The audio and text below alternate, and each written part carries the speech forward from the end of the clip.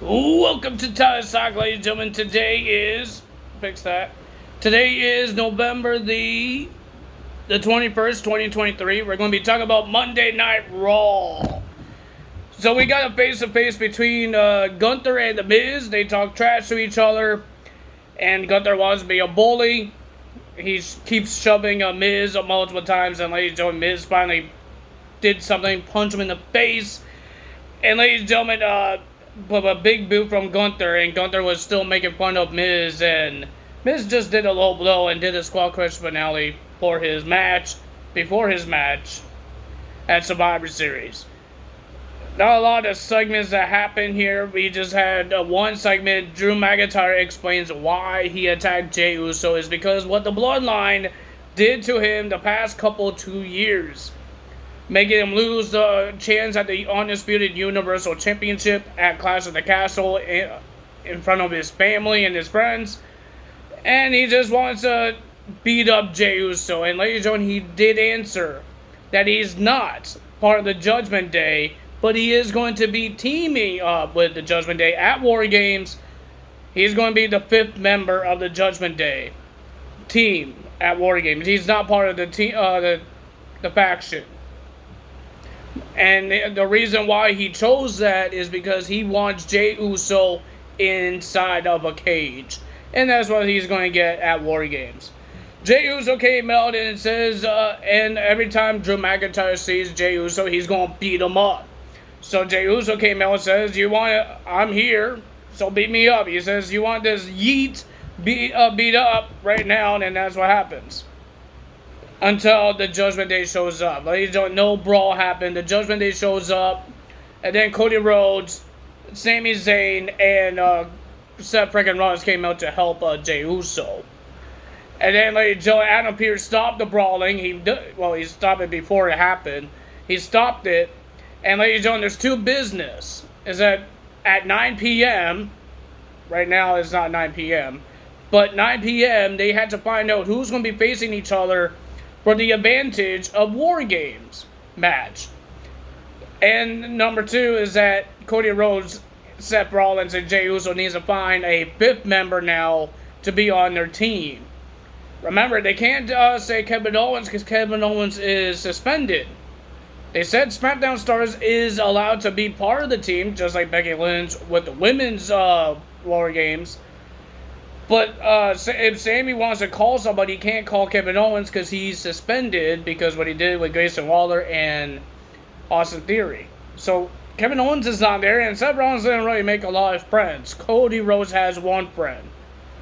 And we'll tell you guys more at the end of the show. So first match, we got Nia Jax versus Raquel Rodriguez.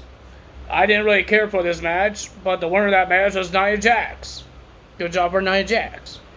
Then we have Becky Lynch versus Xia Li in a match. And it was a pretty decent match for these ladies. Good job for Xia Li for a good match. But the winner of that match was Becky Lynch. And remember, Lara Valkyria will be versing Xia Li for the NXT Women's Championship next week. No, tonight. And then we had Johnny Gargano versus Ludwig Kaiser. Kaiser told Giovanni Vicini, because Vicini is his responsibility, right? So, and he's the boss. He told Giovanni Vicini to stay in the backstage while Ludwig Kaiser faces Johnny Gargano. Well, the match was happening, and then here comes Giovanni Vicini, and Ludwig Kaiser is distracted, yelling at Vicini, and he lost the match to Johnny Gargano. We have a fatal 4-way match to become the number 1 contender to the Women's Tag Team Championships. We got Natalya teaming up with Tegan Nox versus Kaden Carter and Katana Chance versus Indy Hartwell and Candice LeRae versus Maxine Dupree and Ivy Nile.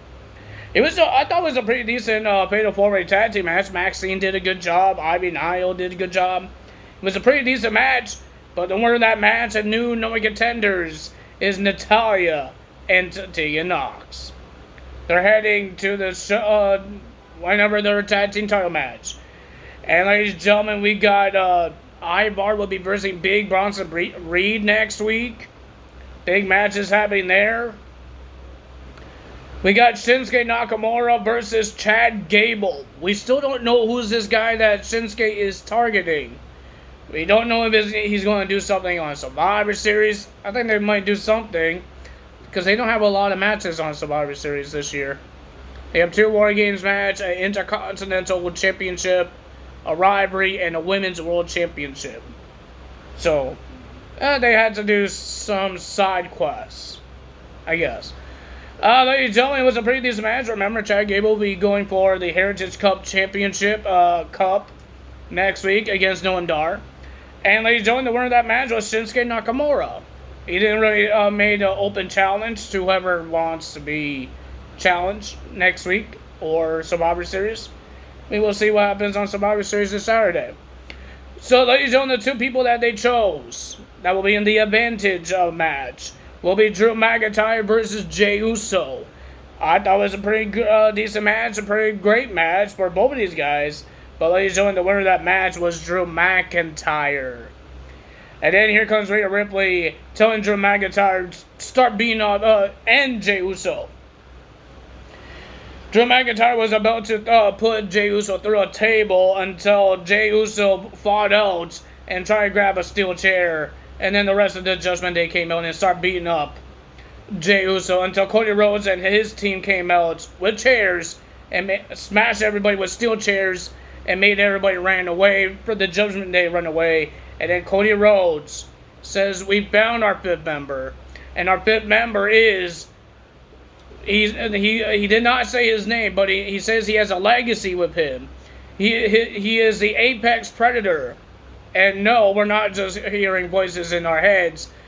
They know who he chose, and the fans know who he chose. And ladies and gentlemen, it's official on the WWE.com, their social media, that Randy Orton is making his return to Survivor Series. That pop is going to be big because he was gone for a year. People wish that we'd seen him on Raw, but ladies and gentlemen, I think they're making the pop happen on Survivor Series because Survivor Series is a big show. It's a big show for WWE. It's not like they're B-plus shows. It's one of the top 4 big shows, and Survivor Series needs the big pop for Randy Orton.